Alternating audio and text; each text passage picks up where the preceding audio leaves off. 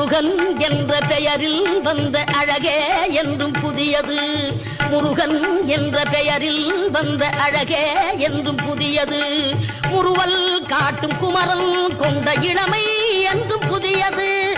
முறுவல் காட்டும் குமரன் கொண்ட இளமை என்றும் புதியது. உன்னை பெற்ற அன்னைய